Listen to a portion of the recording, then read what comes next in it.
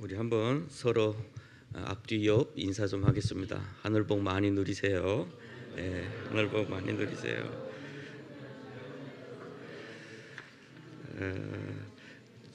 지금 우리 좀 전에 기도했던 것처럼 제3국에서 우리 모녀가 지금 양육을 받고 있습니다. 환경은 열악하고 그때 가서 만나서 여기서 당분간 있으면서 공부하게 될 거예요라고 했더니 왜 빨리 한국에 가서 하지 않고 여기서 합니까?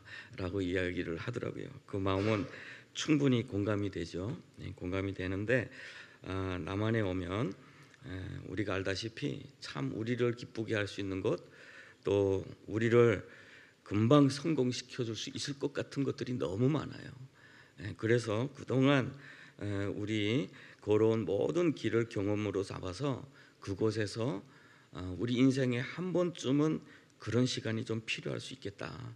많은 사람이 그걸 다 그대로 받아들일 수는 없겠지만 일부는 그래도 그 중에서 하나님을 인격적으로 만나고 그의 삶이 세상에서 줄 수 없는 평안과 안식과 기쁨을 누리면서 살 수 있겠다라는 그런 마음을 가지고 지금도 그렇게 섬기고 있습니다. 그래서 어려운 길이죠. 선교사님들 그 땅에 가서 섬기는 것은 참 쉬운 일이 아니에요. 날씨도 안 맞고 음식도 안 맞고 여러 가지 환경이 그렇게 안전하지도 않습니다. 그리고 뭐 여러 가지 뭐 이 대한민국보다 뭐 보건이나 여러 가지 어떤 면에서 이렇게 불편한 점은 꽤 많아요. 그럼에도 불구하고 그 땅 가서 수고하시는 우리 선교사님들을 위해서 항상 생각날 때마다 기도해 주시기를 바랍니다. 우리는 한 번쯤은 그런 생각을 할 거예요. 우리는 과연 어디서 왔나? 그리고 우리는 과연 어디로 가는가라고 하는 거예요. 사람이 자기가 이 땅에서 이제는 가질 것 가지고 평안하다라고 할 때 더 간절해지는 것들이 있는데 그것이 바로 끊겨진 사람들, 기억이 끊겨진 사람들, 내가 어디에서 왔는지를 모르고 살아가는 그런 사람들이에요. 얼마 전에 신문에 나왔어요. 저 네덜란드에 아주 유명한 우리 축구 감독이 있습니다. 2002년도에 우리 대한민국 축구를 4강으로 이끈 그 히딩크 감독이 TV에 나와서 그런 광고를 했어요. 여기에 한 자매가 있는데 우리 남한에 부모가 있다고 합니다. 아시는 분들은 부모를 찾아주세요. 이렇게 됐어요. 네덜란드에서 방송인으로 활동하는 한 자매가 이제는 그 땅에서 열심히 살아서 나름대로 처음에는 조금 철이 들 때 나는 왜 이 모습일까? 네덜란드인들과 같지 않고 나는 왜 이런 사람일까? 그래서 나는 열심히 그 땅에 있는 사람들처럼 살려고 발버둥 쳤답니다. 그리고 어느 시점에 와서 도대체 나는 누굴까라는 그런 생각 때문에 부모를 찾기 시작했어요. 그런데 그 찾는 길은 그렇게 어려웠답니다. 우리 오늘날 대한민국은 이렇게 뭐 인권과 여러 가지 어떤 복지와 경제적으로나 뭐 사회적으로 많이 발전된 국가예요. 그렇지만 수십 년 전까지만 해도 우리 대한민국은 이 아이들을 수출하는 국가였어요. 영아들을 수출하는 또는 뭐 고아들을 수출하는 입양을 보내는 어떤 그런 나라들, 돈을 받고 입양을 보내서 그 돈으로 어떻게 보면 이 나라를 세우는데 사용했던 그런 나라입니다. 그러다 보니까 이 부모가 있는 사람들은 잘 입양을 안 해가니까 대부분 서류를 꾸며서 거기에다 고아로 만들었어요. 서류 자체가 없는 거예요. 와서 찾으려고 봤더니 자기는 고아였다라고 하는 거예요. 그래서 찾고 하다 보니까 끝내는 아빠를 찾고 그리고 엄마를 찾았습니다. 그리고 나서 자기가 그동안 오랜 시간 동안 느껴보지 못했던 그 위로와 기쁨을 느꼈다. 엄마라고 하는 그 존재가 나타났을 때 자기는 엄마와의 기억은 별로 남아있지 않지만 내 엄마구나라고 하는 것을 한눈에 느꼈다는 거예요. 그러면서 자기가 지금은 그때부터 시작해서 다시 태어났다 그렇게 이야기를 해요. 사실 우리 남과 북이 해방이 돼서 좀 잘 살아볼까 하니까 북한에 의해서 전쟁이 일어나서 3년간의 그 치열인 전쟁과 또 폐허가 된 땅에서 고난 가운데 이 나라를 세우면서 얼마나 많은 고생들이 있었겠습니까? 이 땅에 살아가면서 우리는 이 땅에 지금까지 오기까지의 어떤 우리 대한민국의 많은 아픔과 그런 이야기들도 함께 기억하고 또 함께 기도할 필요가 있어요. 오늘날 보여지는 모습이 그 모습이 아니라 여기까지는 얼마나 많은 일들이 있었을까, 많은 이야기들이 있었을까라는 것들을 한번쯤 생각해 봐야 된다. 고난의 행군이라는 그 북한의 아픈 역사가 어느 날 우리의 성품을 만들어냈어요. 그때에 배고팠기 때문에 나는 어떻게 하나 잘 살아보고 싶은 마음이 간절하기도 하고요. 그때에 많은 사람에게 상처를 받았기 때문에 나는 많은 사람으로 문을 닫고 살아가기도 합니다. 어떤 그 아픔의 역사는 오늘날의 나의 기억과 나의 어떤 그 지식과 경험과 이것들을 만들어내기도 하지만 내가 추구하는 바를 만들어내기도 합니다. 그것이 곧 우상이 되기도 해요. 또 그 노래 그런 이야기 가족 사진이라는 노래가 있는데 참 그 노래는 참 좋은 노래인 것 같아요. 예, 뭐 찬송가는 아닌데 거기에 그런 구절이 있어요.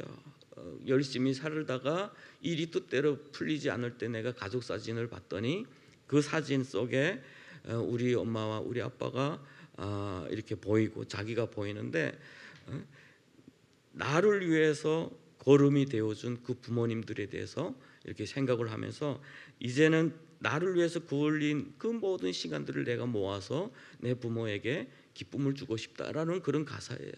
어떻게 보면 어느 날인가 깨닫게 되고 어느 날인가 기억이 되어지고 어느 날인가 과거의 어떤 단순한 사건으로부터 시작해서 내 삶에 들어오기 시작할 때 나의 삶에 변화가 생기기 시작을 해요. 그것이 어떻게 보면 우리 인생 가운데 수많은 우상이 만들어지는 조건이 되기도 합니다. 어떤 사람은 내 자녀가 우상이기도 해요. 내 자녀는 모든 것이 허용이 됩니다. 모든 것을 해주고 싶어요. 모든 것에 용서가 됩니다. 또 어떤 사람은 뭐 돈이기도 하죠. 이 돈이면 순간적으로 모든 것을 해결을 할 수 있기 때문에 또 그것만 모으면 열심히 살면 그것만 모이면 행복할 수 있어 라고 또 그렇게 노력해서 살기도 합니다. 그 모든 과정은 과거에 있었던 어떤 사건과 어떤 기억이 나를 간절하게 했고 나를 열심히 노력해야 된다는 결론을 만들어냈기 때문에 그렇게 되는 거죠. 그래서 하나님은 이스라엘 백성들을 이끌어서 불 가운데서 이끌어내셔서 광야에서 인도하시면서 계속 반복적으로 하시는 말씀이 무슨 말씀이냐? 오늘 말씀도 너희들 스스로 삼가하라, 내 마음을 힘써 지키라라고 말씀을 하고 있는데 스스로 삼가하라라고 하는 것은 경계하라는 의미고 경계하라. 단순히 그 경계가 아니라 군인들이 나라를 지킬 때 초소를 지킬 때 그 경각성을 높여서 지키라라고 하는 그런 의미로 말씀을 하고 있어요. 왜냐? 그런 이야기가 있습니다. 군인들이 전투에서는 이기고 지고는 있을 수 있는 일이다. 그렇지만 경계가 흐트러져서 습격을 받아서 패하면 군인으로서는 그건 실패한 거다라고 이야기해요. 군대의 목적이 뭐죠? 지키는 거예요. 경계를 가지고 항상 적들이 침략에 올 수 있는 그것을 항상 지키는 거예요. 전투는 여러 가지 조건이 있을 수 있지만 경계를 늦춰서 패하는 것은 아주 군인으로서 자기 직분 다 하지 못한 거예요. 그것처럼 이스라엘 백성들에게 하시는 말씀이 너희들 스스로 삼가하라. 너 경계를 늦추지 마라. 왜냐? 이 세상에는 너무나 많은 우상들이 있기 때문에 그래요. 우상은 왜 만들어질까요? 좀 전에 이야기했던 것처럼 우리의 간절함, 우리의 과거의 아픔, 기억, 그리고 내가 그 아픔을 해석할 때 두고 있는 의미 때문에 그래요. 나는 가난했기 때문에 열심히 잘 살아야 돼. 다른 거 없어. 또는 나는 뭐 어릴 때 공부를 못해서 여러 가지 뭐 어려움이 있었어. 난 그러면 지식을 가질 거야. 여러 가지 어떤 그런 문제들이 결국에는 내가 추구하는 바를 만들어내는 거예요. 이번에 그 우리 지구촌교회 청년들을 데리고 그 탈북 루트 탐방 거기로 다녀왔습니다. 다녀왔는데 우리 이민국 수용소에 가서 거기에서 지금 대기하고 있을 그분들을 이렇게 이야기도 하고 기도도 하고 시간이 좀 많이 남기 때문에 거기 왕궁에 들어가 봤어요. 왕궁에 들어가 보니까 태국은 불교의 국가잖아요. 가장 크게 가장 금으로 비싸게 싼 곳들에는 모두가 다 절이었어요. 절. 왕궁 안에.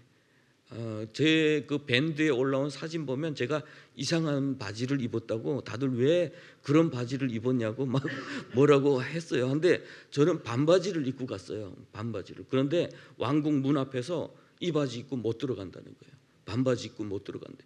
그러면서 태국의 전통 바지를 파는데 400바트 엄청 비싸게 파는 거예요.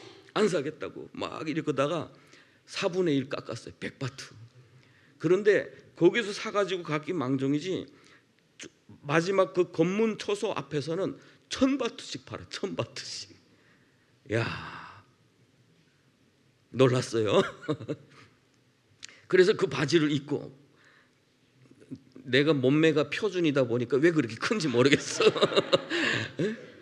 막 질질 끌면서 이렇게 다녔습니다. 다니는데 가장 금으로 시작부터 끝까지 다 싼 건물이 있어요. 이거는 왜 이렇게 쌌을까 하고 봤더니 거기에 보관하고 있는 것이 사리예요. 사리. 사리가 뭔지 알죠?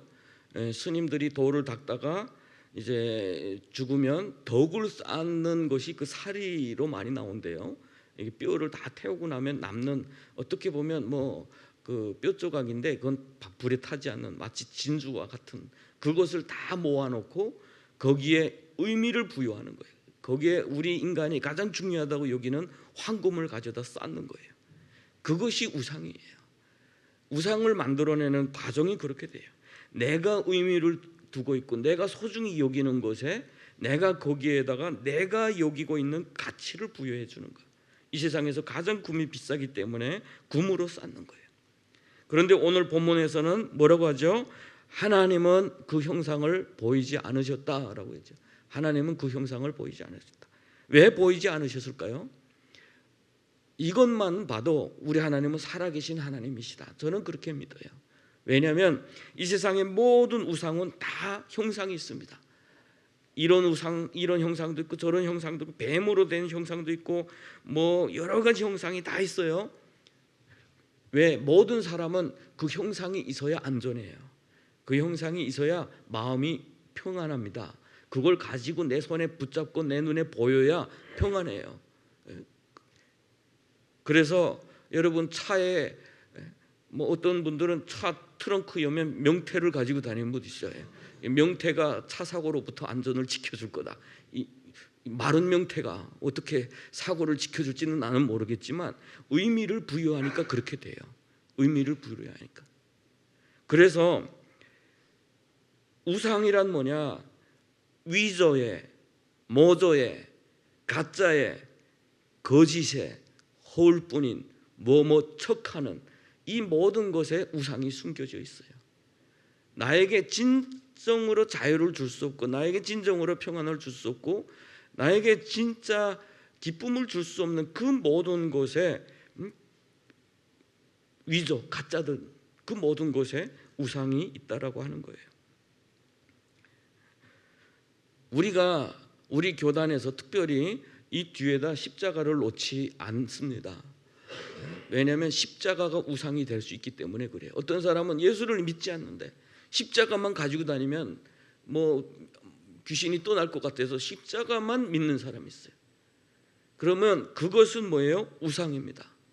우상. 하나님은 형상을 보여주신 적이 없어요. 그래서 사람이 얼마나 그 보이는 신을 추구하는지 하나님께서 그렇게 우상을 만들지 말라, 형상 속에 있는 것이 아니다라고 말씀했는데 중세시대 하나님을 믿는 사람들 사이에서 가장 중요시 여겼던 것이 뭐냐? 예수님께서 십자가에 못 박히실 때 쓰셨던 면류, 그 가시 면류관 그 가시 하나를 내가 보관하고 있어. 이게 그 모든 사람들의 그 자랑거리였대요. 그런데 그 예수님이 쓰셨던 면류관은 도대체 얼마나 어마할까요? 요만한 가시 아니겠어요? 그런데 그때 보관하고 있는 사람들이 가시를 다 모아놓으면 트럭이 된대. 트럭 다 위조인 거야. 갖고 싶으니까 가짜를 가져다가 이게 예수님께서 이렇게 사람은 보이는 것에 의미를 부여하고 그것을 통해서 자기의 존재를 드러내기를 원해요. 그것이 우상이라는 거예요. 오늘날에도 마찬가지입니다. 오늘날에도 우리의 삶 속에 한번 여러분 체크해 보시기를 바라요. 내가 돈이 없으면 특별히 불안하다. 너무 불안하다. 그것만 있으면 다 될 것 같은 어떤 그것에 나의 삶의 의미를 부여하고 있고 거기에 나를 지금 나의 모든 시간, 기본적인 모든 시간을 다 쓰고 있다라고 한다면 여러분 그 우상에 빠져 있는 거예요. 또 내가 명품이 나쁘다는 건 아니에요. 명품은 나쁜 건 아닌데 그 명품이 보니까 명품 아닌 것보다 더 오래 쓰고 품질은 더 좋은 건 분명하더라고요. 그런데 명품이 아닌 것을 명품을 들어야 내가 다른 사람들에게 존경을 받을 것 같다라고 여기고 있다면 그것은 내가 자칫하면 우상에 지금 잘못 빠져 있을 수도 있다라고 하는 거예요. 그 모든 것에는 그것의 의미를 부여하는 순간 우리의 삶은 그것의 노예가 되기가 쉽습니다. 우리는 우상이라고 하는 것이 얼마나 위험한지를 우리는 특별히 북에서 오신 분들은 잘 알아요. 자유를 빼앗기죠. 자유를 빼앗기고 통제를 당하고 그곳에 자기의 생명을 다 바치도록 강요를 당합니다. 그런데 그것은 어떻게 보면 억압된 수령이 우상이 되고 통제, 칼과 창과 총으로 통제하는 가운데서 이루어진 것이고 자유로움 가운데 숨어있는 우상도 마찬가지예요. 나는 분명히 자유하면서 사는 것 같지만 나는 분명히 지금 행복하게 그것을 위해서 열심히 살아가는 것 같지만 나의 삶은 행복하지 않고 뭔가 눌려있고 뭔가 정말 한번 봄에 꽃을 피는 것도 제대로 모르고 많은 분들이 그럴 때가 있죠. 꽃이 폈네? 갑자기 얼마나 살아가는지 하늘 한번 볼 시간 옆에 나무 한 그루 제대로 볼 시간 없이 살아가다가 어느 날 갑자기 내가 너무 빠져 사는 거 아니야? 라는 어떤 그런 생각이 들 때가 있어요. 그것은 이미 우리는 무엇에 노예로 살 수 있다. 그런 경고를 우리에게 지금 우리 삶에 지금 주고 있는 거예요. 얼마 전에 월요일 날 어떤 제가 알고 지내던 그 전도사님에게 박사이기도 하고 또 사역자이기도 한데 저 남양주 쪽에서 지금 사역하시는 분이에요. 비가 많이 오는데 전화 와서 그 교회에 나오시던 우리 탈북민 자매님이 지금 이렇게 이사를 간다고 저 해남에 갔는데 암 발병하고 며칠 안 돼서 지금 신방 가려고 지금 날짜를 잡고 있는데 돌아갔다고 지금 연락을 받았대요. 어떻게 보면 우리 인생이라고 하는 것은 어떻게 보면 정말 영원히 살 것처럼 그렇게 바득바득 살지만 우리 인생은 너무 허무하고 허무한 거예요. 어떨 때 보면 그래요. 우리가 이런 삶을 위해서 우리의 모든 것을 바쳐서 온 것에 비하면 우리의 인생은 도대체 이렇게 사는 게 맞는가라고 생각할 때가 많습니다. 그래서 우리를 지으신 하나님은 우리에게 참된 자유와 기쁨과 이 땅에서 사는 동안 하나님과 동행하면서 참된 기쁨을 누리도록 하시기 위해서 우리를 불러주셨고 우리를 인도해 주셨고 우리를 저 애굽가 가운데 불 가운데서 우리를 인도해 내셔서 우리를 인도하셨다라고 하는 거예요. 그것을 지금 모세는 이스라엘 백성들에게 전하면서 너희가 눈으로 본 그 일을 잃어버리지 말라라고 하는 거예요. 잊어버리지 말라. 잊어버리지 않는다는 것은 뭡니까? 단순히 기억, 그때 그 며칠 날에 뭐 있었던 거, 그 팩트를 잊어버린다는 그 의미가 아니라 관계를 소홀히 한다는 소리. 하나님과의 관계. 그때 하나님과의 관계 가운데서 우리를 인도하셨던 하나님, 불 가운데서 우리에게 말씀하셨던 하나님, 우리에게 그 돌판에 새겨진 그 말씀을 우리에게 주셔서 우리가 그분과 말씀과 그 언약 가운데서 하나님의 백성으로 살아갈 수 있도록 인도하셨던 그 날을 잊어버리는 거예요. 우리 인간관계도 마찬가지입니다. 부탁을 여러 번 했는데 자주 잊어버려요. 그러면 그 사람은 무책임한 사람이에요. 우리는 처음에는 실수다 이렇게 이해하지만 두 번, 세 번 잊어버리면 저 사람은 무책임한 사람이구나. 우리 가운데 저 사람하고는 부탁하고 싶지 않다. 관계가 소홀해지는 거예요. 하나님과의 관계도 마찬가지예요. 우리가 하나님께서 우리를 인도하셨던 그 모든 과정과 여정을 잊어버리는 순간 우리는 하나님과의 관계가 멀어지고, 그 하나님과의 관계가 멀어지면 우리는 꼭 우상을 섬기게 돼 있어요. 세상에 우리는 누구도 안 섬깁니다 라고 하는 사람들 있죠. 나는 누구도 안 믿습니다. 나는 누구도 안 믿습니다. 그런 사람들은 자기를 믿는 사람들이죠. 지금 세계는 살짝 바뀌고 있어요. 과거에는 자녀들을 위해서 모든 것을, 그런데 요즘에는 요즘 유튜브에서 가장 인기 있는 유튜브가 하나 있는데 영화배우 출신의 유튜버예요. 그분은 돈을 남겨서 뭐 하겠냐, 돈을 남기면 자식들이 싸우더라, 다 쓰고 죽자 해가지고 아침마다 호텔에 나가서 식사하는 것을 유튜브로, 오늘은 뭐 나왔네, 오늘은 뭐 나왔네, 아침 식사 뭐 호텔 비용이 엄청 비싸죠. 그런데 내가 거기다 투자해서 내가 건강하면 되지, 내가 이 땅에서 행복하게 살다가 가면 되지, 뭐 그렇게 하면 속도는 좀 빨랐어요. 그래서 결국에는 뭡니까? 사람이 자기를 사랑하는 것, 그것도 결국은 우상이 될 수 있다. 우상이 될 수 있다.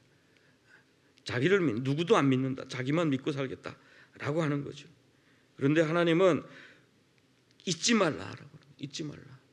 하나님께서 너희를 어떻게 인도하셨는지, 그리고 형상이 아닌 말씀으로 너희들에게 어떻게 말씀하셨는지 너희들은 잊지 말라라고 하는 거예요. 계속해서 반복적으로 이야기하고 있는 말씀이에요. 삼가하라, 너희들 삼가하라, 그리고 지키라, 네 마음을 힘써 지키라, 힘써 지키라.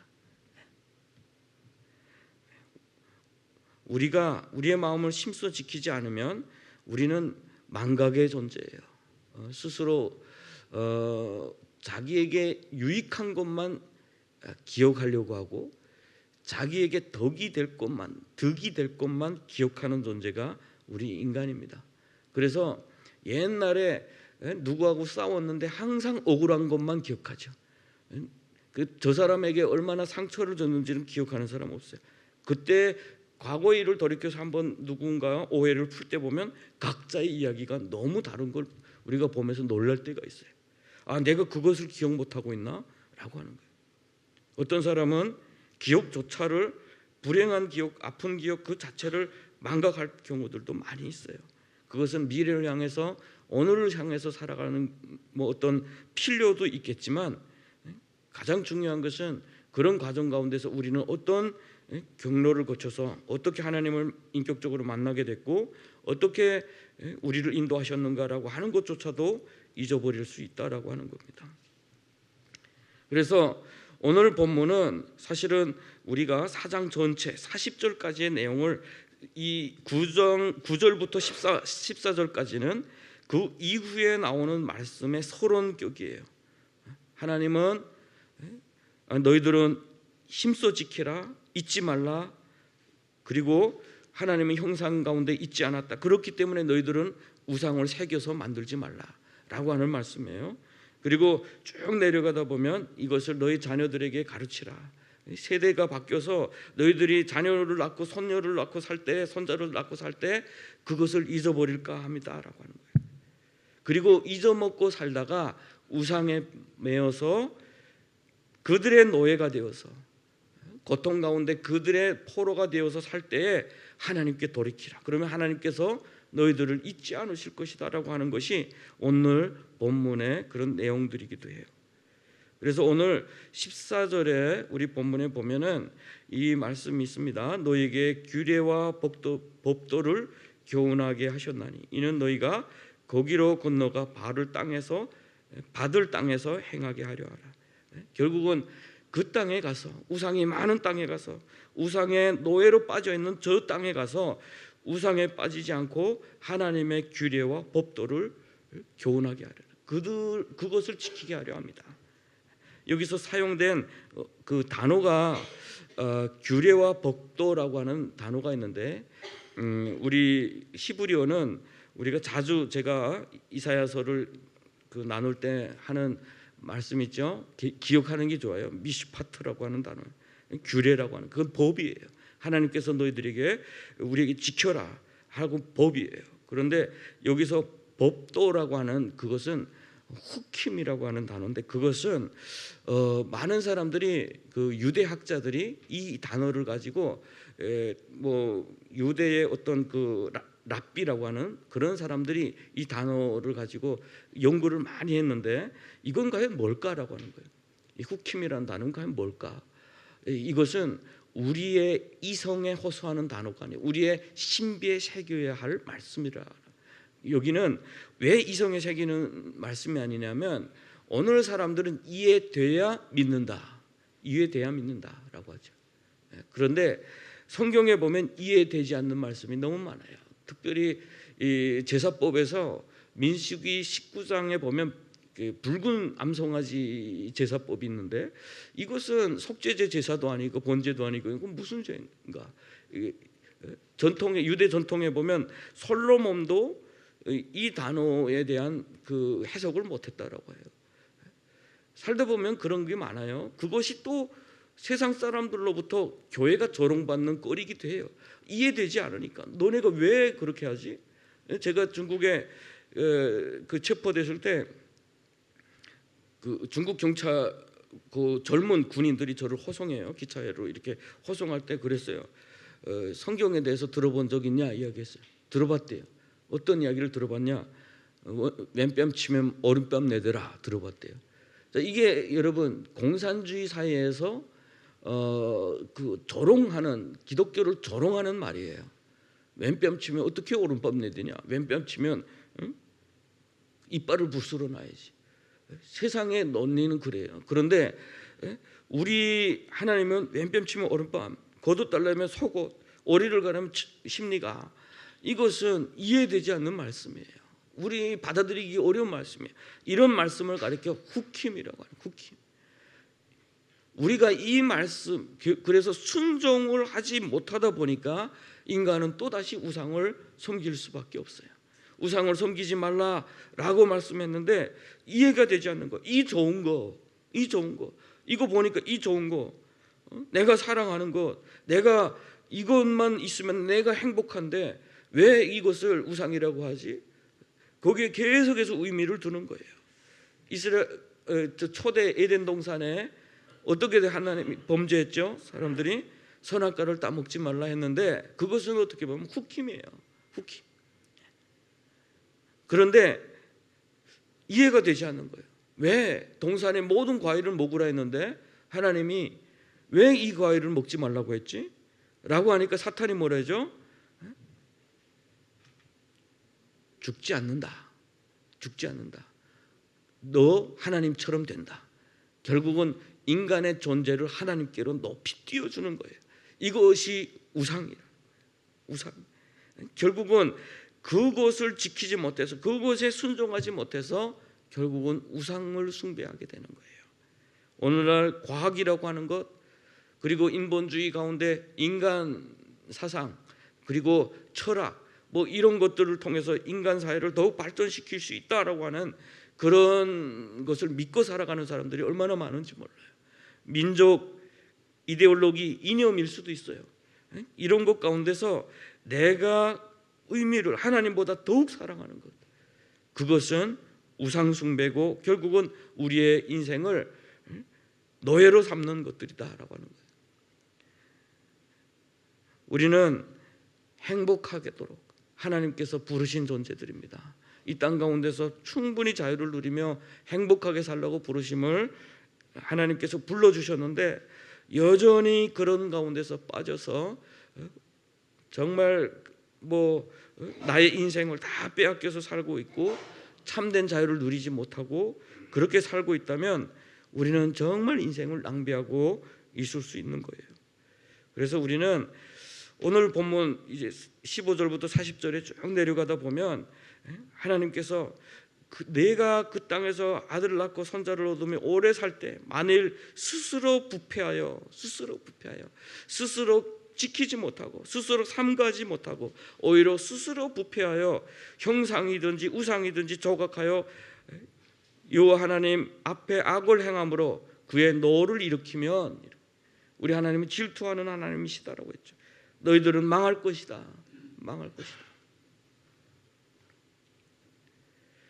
그렇지만 거기에서라도, 거기에 빠져 있을 때라도 하나님께 돌이키면, 그를 찾으면 만나리라라고 했어요. 하나님을 찾으면 만나리라.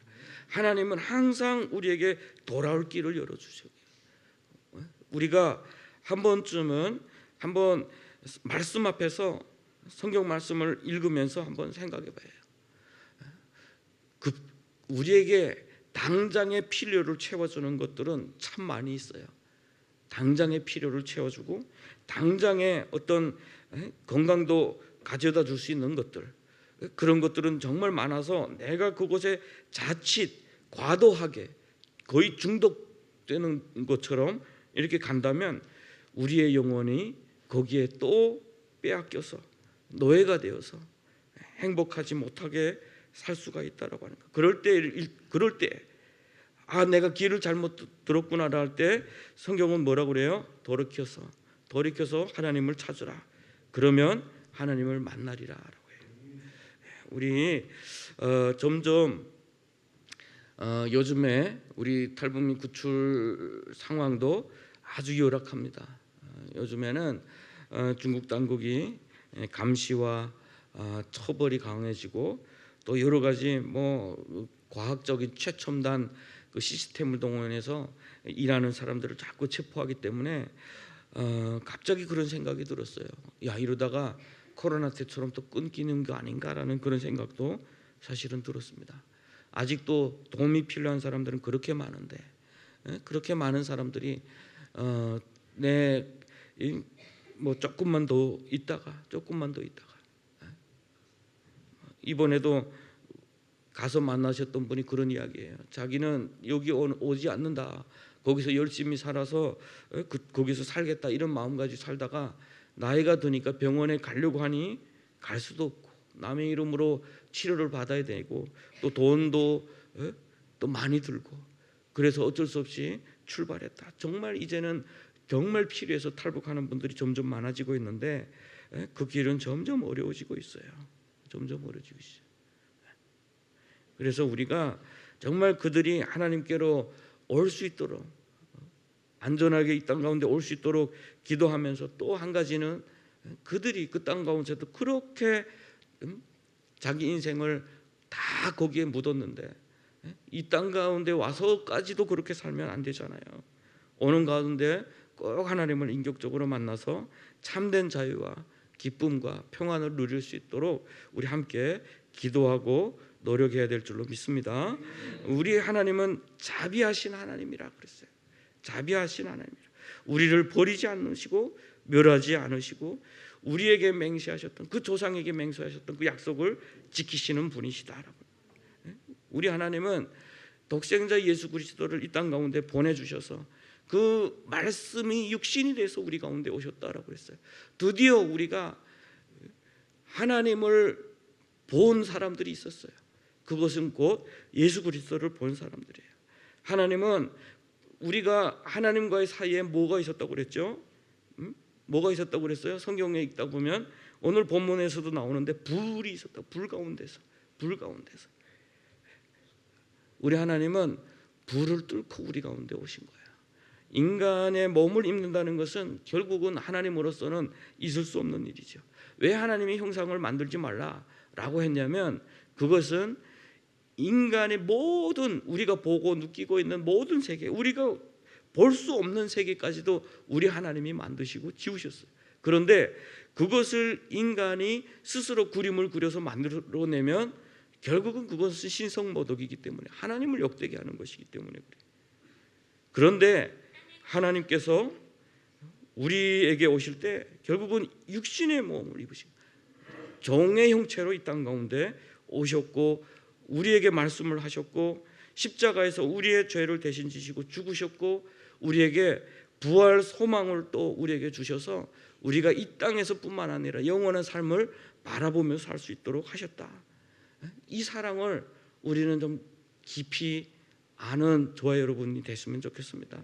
하나님을 믿는다는 것은 그 은혜를 아는 거예요. 우리 하나님이 어떻게 우리를 위해서 천지를 지으신 우리 하나님이 어떻게 우리를 위해서 십자가에서 못 박혀 죽으실 수 있었고 우리를 위해서 어떻게 영원한 생명의 길을 놓을 수 있었는지 우리는 작은 이야기, 작은 스토리에도 감동을 받는 존재입니다. 그렇지만 하나님께서 하셨던 그 놀라운 일은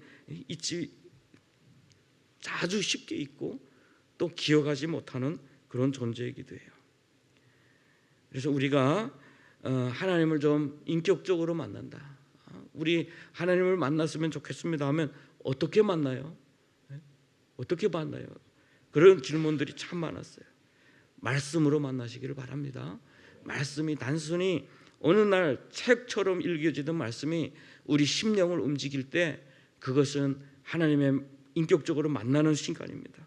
우리의 마음 가운데서 하나님의 그 존재를 점점 더 가까이 느끼게 되고 그래서 하나님께 감사가 되어지고 내가 지금까지 살아온 모든 것이 하나님의 은혜였구나 고백되어지고 그 삶의 의미를 부여했던 그 모든 것들이 이제는 뭡니까? 사도 바울처럼 내가 중요하게 여겼던 것 학벌이냐 족보냐 이 모든 것들을 배설물처럼 여겼다라고 이야기할 수 있는 의미를 이제는 주님께 두는 것 그것을 주인을 그리스도께 삼는다. 주인을 나의 주인으로 우리 주님을 삼는다라고 말하는 거죠. 그것을 우리는 주님을 인격적으로 만났다라고 고백을 하는 겁니다. 주님을 인격적으로 만나는 은혜를 입는 저와 여러분 되시기를 바랍니다. 어떤 신도 세상에는 없어요. 세상에는 없습니다. 잠깐의 만족을 줄 뿐이에요. 점쟁이 가서 어디로 갈까요? 왼쪽으로 갈까요? 오른쪽으로 갈까요? 그 즉석답을 사람들은 그렇게 원해요. 이 일이 잘 돼요? 안 돼요? 그들이 필요한 것은 정답이 아니라 그 불안해하는 그들의 그 마음에 답변을 듣고 싶은 거예요. 사실은 많은 사람들이 그것을 찾고 있어요. 불안하니까요. 왼쪽으로 갈까요? 오른쪽으로 갈까요? 틀렸음에도 불구하고 그 점집이 망하지 않는 이유가 뭔지 아세요? 그 사람들이 거기에서 진짜 팩트를 원하는 게 아니었기 때문에 그래요. 그 당시에 그 불안한 그 당시에 당신 왼쪽으로 가면 살 수 있어요 라고 하는 말에 내 불안한 마음을 잠시 의탁해 보았던 그 경험 때문에 그런 거죠. 여러분 그것이 거짓인 거예요. 그것이 가짜인 거죠. 그래서 우리가 안 보이는 것 같지만 안 계시는 것 같지만 우리 눈에 잡히지 않지만 그렇지만 우리 하나님의 말씀 속에서 우리 하나님은 우리 가운데 우리에게 말씀하시기를 원하시는 하나님이세요. 성경책을 한번 깊이 한번 묵상해 보세요. 하나님의 말씀을 묵상해 보시고 우리 교회에서 계속 성경 통독도 하고 성경 통독해서 말씀 묵상도 하고 또 우리 교회 이제는 꽤 식구가 됐는데 밴드에 초대되지 않으신 분들이 있는데 밴드에 초대되셔서 매일 묵상 올릴 때마다 하나님 말씀을 한번 묵상을 하면서 하나님과 동행하는 그 기쁨을 누릴 수 있기를 바랍니다. 안 들릴 수 있어요. 안 들릴 수 있어요. 제가 그런 경험도 해봤어요. 얼마나 불안한지 몰라요. 당장 북송되는 날은 가까워지고 가면 죽을 텐데 모든 사람들이 저하고 함께 지내던 사람들이 다 그렇게 이야기했어요. 저 친구는 얼마 안 있으면 죽겠구나. 그때 제가 하나님 앞에 구했습니다. 하나님 나한테 천국이라도 보여주십시오. 그러면 내가 불안하지 않고 담대히 걸어갈 수 있도록 천국이라도 보여주십시오. 안 보여져요. 그런데 그때 한 친구가 그 친구 지금 나왔을 텐데 어디 가서 살고 있는지 모르겠어요. 제가 일 갔다가 딱 들어오는데 그 친구도 간절했나 봐. 볼 때 내가 너무 안쓰러웠나 봐요. 딱 들어오는데 형님 막 불러요. 왜 그러냐 했더니 여기 한국 사람이 들어왔는데 여기 스님이래요. 내 그 손금과 관상을 보고 내 인생 다 맞춰버렸어요. 형님도 와서 맞추세요 막 이러는데,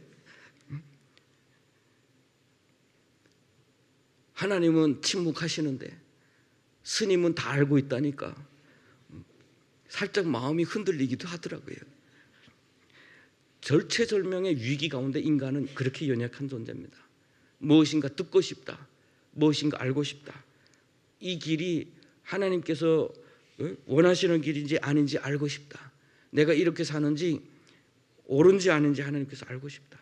그렇지만 여러분, 하나님은 우리 귀에 들려주실 때도 있지만 우리 마음 가운데 서원을 통해서 역사하시기도 하시고 상황을 통해서 알려주시기도 하세요. 상황을 통해서 갑자기 목사님이 전화해서 너 이렇게 조심해라고 하면 진짜 조심하세요, 여러분. 여러분 다단계 빠져서 하지마 하면 하지마 제발. 그렇게 상황을 통해서 알려주시기도 했어요. 그래서 우리는 항상 그곳에 하나님이 하시는 일을, 하나님의 그 방법들을 우리는 항상 염두에 두고 있어야 돼요. 저는 정말 그런 걸 많이 경험했거든요. 그것을 경험하는 사람은 하나님과 동행하심을 느끼게 돼요. 이번에도 우리 그 비전 트립 팀을 데리고 갔는데 하루에 3번 비 오는 그 계절에 우리가 들어가서 쉴 때는 비가 막 폭우처럼 쏟아지다가 나와서 걸어갈 때는 비가 멈춰 있고 우리가 이렇게 가고 이러니까 얼마나 감사한지 몰라요. 하나님이 이 길을 기뻐하시는구나 라고 하는 거. 어떤 때는 우리 자체가 하나님은 기뻐하시는 일이지만 내 삶이 나는 너무 피곤해서 지치고 선택을 못할 때도 있어요. 그럴 때도 하나님이 누군가를 통해서 우리에게 말씀을 주시거나 상황을 주시거나 아니면 그날 말씀의 묵상 가운데 특별히 나한테 크게 들려오는 그런 메시지가 있다면 여러분 순종해 보십시오. 그래서 가장 처음에 우리 영아처럼 처음에는 앉지도 못하죠. 스스로 몸을 뒤집지도 못하죠. 부모가 뒤집어줘야 돼. 한 걸음씩 경험하는 거예요. 한 걸음 경험할 때 부모의 손잡고 한 걸음씩 경험하는 것처럼 우리 영적으로도 그런 과정을 거쳐서 성장하는 것 여러분 기억하시고, 우상이 즉석에서 주는 어떤 그런 우상이 아니라 살아계신 하나님의 말씀을 의지해서 하나님과 동행함으로 하나님께서 열어가시는 그 평안의 길, 기쁨의 길, 영원한 길을 가는 것에 의미를 둘 수 있는, 그래서 나의 주인은 나의 하나님이십니다 고백할 수 있는 저 여러분 되시기를 주님의 이름으로 축복합니다. 기도하겠습니다.